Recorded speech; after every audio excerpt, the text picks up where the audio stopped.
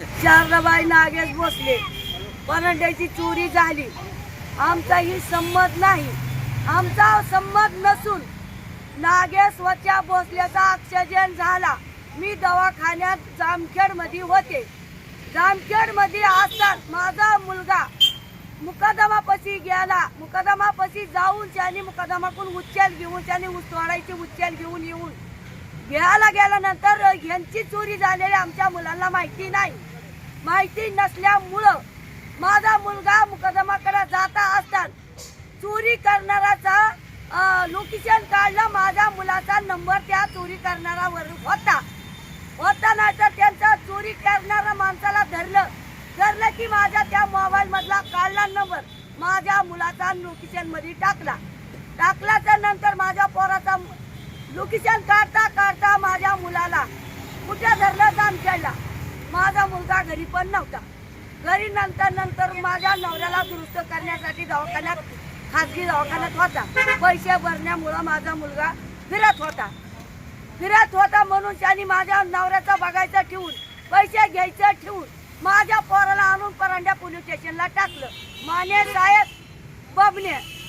बबण्याने आणि माने साहेबांनी परंड्या पोलीस स्टेशनला टाकलं आणि माझ्या पोराला 10 दिवसाची कस्टडी काढली.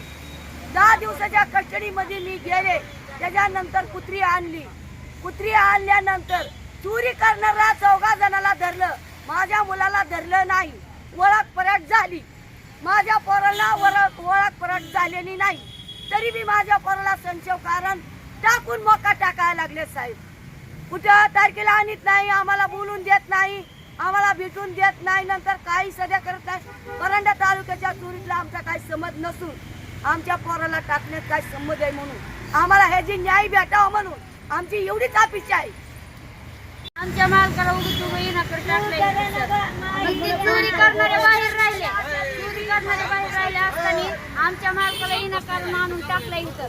मग आमची एवढी मागणी आहे साहेबाला, तुम्ही चोऱ्या करणाऱ्याला बाहेर सोडलंय आणि बिगर चोरी करणाऱ्याला आतमध्ये टाकलंय. आम्हाला ह्याची निर्णय द्या.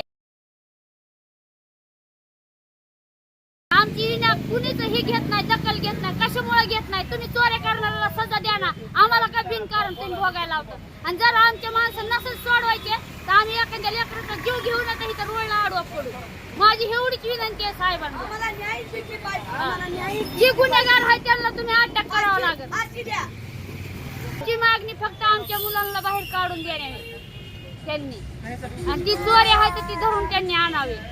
विकास नागेश भोसले, सुनील प्रकाश भोसले, आमची एवढी मागणी. आमचे 2 पोरं बाहेर काढून द्यावे. तर आम्ही इथून उठणार आहे, नाही तर आमच्या पाशी 7-8 लेकरं आहेत. त्यातला 2-3 तरी लेकरं आम्ही मारून जातो. मी आशाबाई प्रकाश भोसले, राहणार आंदोलन सोंडा, आणि माझा दीर डोकेवाडीला राहते माझी गाव. आणि दिराचा ॲक्सिडेंट झाला म्हणून माझा मुलगा व पुतण्या दोन्ही मिळून ऊसतोडीची उचल आणायला जात होते. जाताना त्या आरोपीचा नंबर, आमच्या मुलाचा नंबर आरोपीकडे नसताना कुणीतरी त्या आरोपीकडे नंबर दिला.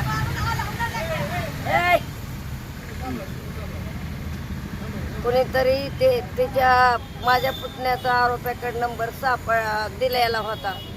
मग त्या नंबरवर कॉल केला. त्याच्यासोबत माझा मुलगा होता. माझा मुलगा कधीच कुठल्या पारदेसंग जात नाही, कुणासंग मिसळत बी नाही. मी संघटनेची जिल्हाध्यक्ष असून बौद्ध धर्म स्वीकारलेला आहे नागपूरला जाऊन. त्याच्यामुळं मी माझ्या बाबाचा अपमान होऊ नये म्हणून आतापर्यंत माझी लेकरं 10वी 15वी 12वी शिकलेली आहेत. अशी लेकरं शिकलेली. चुलत्याला लागलं म्हणून त्या भावासोबत जात होता. एकुलता एक भाऊ राहिला, त्याच्यासोबत जात होता. ते ॲक्सिडेंट झालेला जामखेडच्या रुग्णालयात माझा दीर होता खाजगी. मग लागल्यामुळं ती म्हणला, भाऊ चल मला गाडी येत नाही, आपण दोघं भाऊ मिळून जाऊ आणि पैसे मुकदमाकडून उचल घेऊन जामखेडला जाऊ. तिकडं जात असतानाच उचलून आणलं त्यांना आम्ही दवाखान्यातच. त्याची बी कागदपत्र आहेत. आता 3 महिने झालं. जे आरोपी काय म्हणले आम्हाला की आम्ही सोडून देऊ. मग गप्पच बसलो आम्ही. मग सोडून देऊ म्हणल्यापासून गप बसलं. 3 महिने एकाएकीच म्हणले आता मोका लागायला लागला आमची विनाकारण मुलं ओळख परीट केला, ओळख परीट मध्ये माझी मुलं ओळखली नाहीत आणि त्या आरोपींनी बी आमच्या मुलाचे नाव घेतलं नाही आणि आमची नाहीच कशात तर आमची कोंडून कशाला ठेवतात. परांड्या कोर्टाला तारखेला आणत नाही किंवा काय नाही. मागणी काय आहे तुमची? मागणी माझी मुलं 164च्या कलमाखाली माझी नील सोडून देण्यात यावा ही माझी मागणी. विनाकारण अटक केलेली मुलं आहेत माझी मी मागणी काय मागत नाही काय नाही. माझी मुलं आरोपी नाहीत ना.